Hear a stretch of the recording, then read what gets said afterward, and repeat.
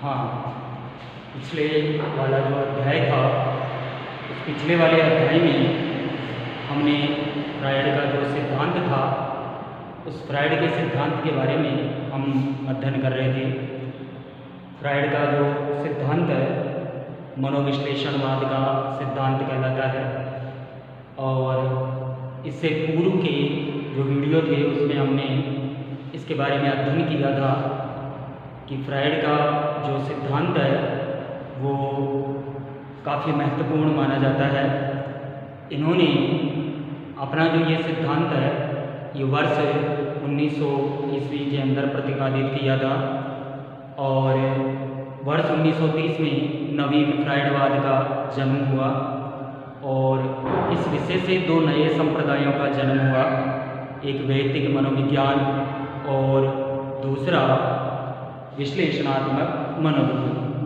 वैयक्तिक मनोविज्ञान के प्रतिपादक एडलर थे और जो मनोविश्लेषण या विश्लेषणात्मक मनोविज्ञान है उसके जो प्रतिपादक हैं वो जुंग को माना जाता है।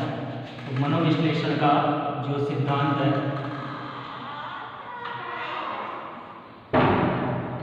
मनोविश्लेषण सिद्धांत,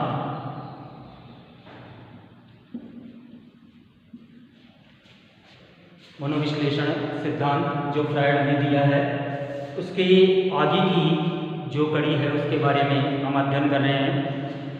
हम देखते हैं कि फ्रायड ने सबसे अधिक जो बल है वो काम और अचेतन पर दिया है।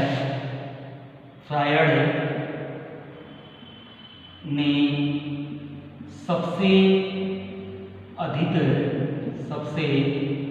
अधिक बल काम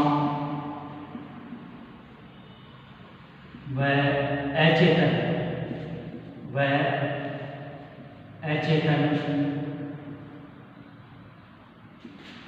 पर दिया है। फ्रायड ने सबसे अधिक बल जो दिया है वो काम प्रवृत्ति और अचेतन के ऊपर दिया है। इन्होंने शिशु कामुकता से संबंधित एक शब्द प्रतिपादित किया था जिसको लिबिडो का नाम दिया जाता है। यानी इसी काम को आधार मानते हुए, इस काम को या काम प्रवृत्ति को आधार मानते हुए इन्होंने काम प्रवृत्ति हेतु लिबिडो शब्द, कौन सा शब्द दिया है? लिबिडो शब्द का प्रयोग किया। लिबिडो शब्द का प्रयोग किया। लिबिडो क्या है?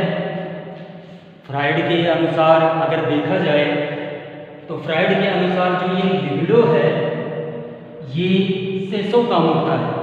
ठीक है, अगर फ्रायड के अनुसार देखा जाए, क्योंकि कई बार आरपीएससी में ये प्रश्न अक्सर पूछा जाता है, तो कई बार जो हमारे स्टूडेंट है वो इसमें गलतियां कर देते हैं, कुछ कंफ्यूज हो जाते हैं वो कि लिबिडो जो शब्द है वो युंग ने प्रतिपादित किया था या फ्रायड के द्वारा प्रतिपादित किया गया था। ये शब्द मूल रूप में लिबिडो जो है ये फ्रायड के द्वारा ही दिया गया था।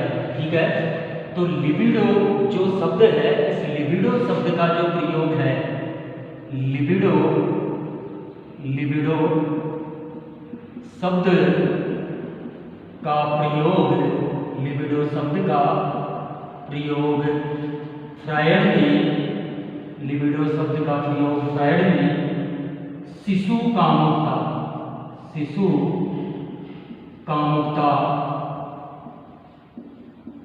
के अर्थ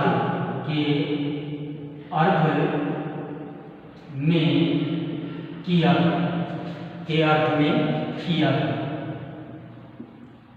यानी जो लिबिडो शब्द है, इस लिबिडो शब्द का जो प्रयोग है वो फ्रायड ने शिशु कामुकता के अर्थ में किया था। जैसा कि पहले वाला जो वीडियो उसमें हमने अध्ययन किया था कि इनके एक सहयोगी रहे थे वर्ष 1930 में, इससे दो शाखाओं का जन्म हुआ, एक विश्लेषणात्मक मनोविज्ञान का और द्वैतिक मनोविज्ञान का। उसमें से जो विश्लेषणात्मक मनोविज्ञान है, उस विश्लेषणात्मक मनोविज्ञान के प्रतिपादक जो युंग है, उस युंग ने इस लिबिडो शब्द का अलग अर्थ में प्रयोग किया है। तो अगर देखा जाए तो युंग के अनुसार लिबिडो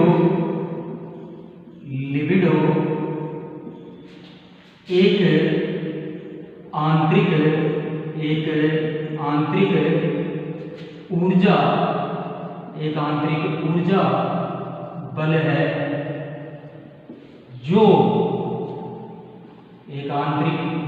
है जो कार्य के लिए ईंधन प्रदान करता है।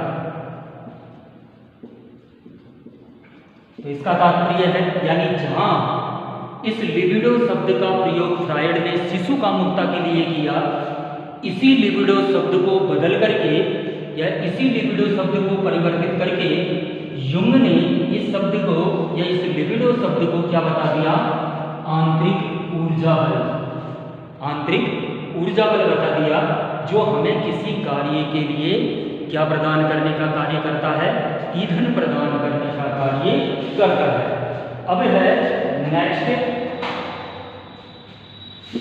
इसी में फ्रायड का जो ये सिद्धांत है, क्योंकि ये काफी महत्वपूर्ण सिद्धांत माना जाता है, काफी बड़ा ये सिद्धांत है और काफी महत्वपूर्ण भी ये माना जाता है।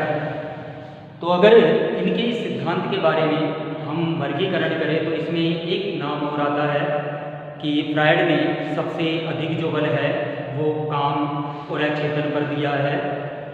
व्यक्ति समाज में अपने आप को समायोजित क्यों नहीं कर पाता तथा भावनात्मक संघर्ष क्यों होते हैं, इस विषय पर सर्वप्रथम अध्ययन करने वाला व्यक्ति फ्रायड था।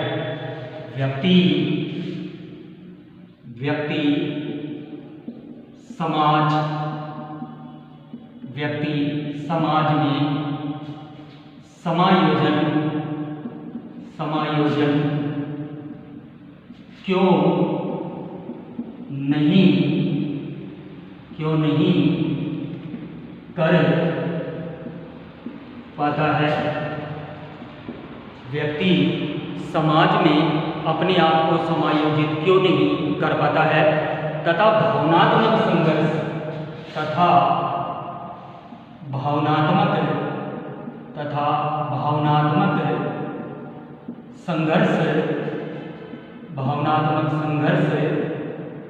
क्यों होते हैं, इस विषय पर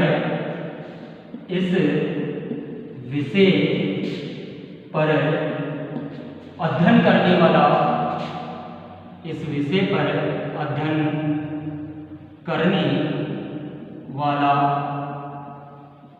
प्रथम व्यक्ति फ्रायड था। अगर मान लीजिए कभी ये प्रश्न पूछ लिया जाता है कि व्यक्ति समाज में समायोजित क्यों नहीं कर पाता तथा व्यक्ति के मस्तिष्क में मानसिक संघर्ष या भावनात्मक संघर्ष क्यों उत्पन्न होते हैं, तो इसका या इस विषय के बारे में जो अध्ययन को प्रारंभ किया वो सबसे पहले किसके द्वारा किया गया था? फ्रायड के द्वारा किया गया था। दूसरा है, जिस लिबिडो शब्द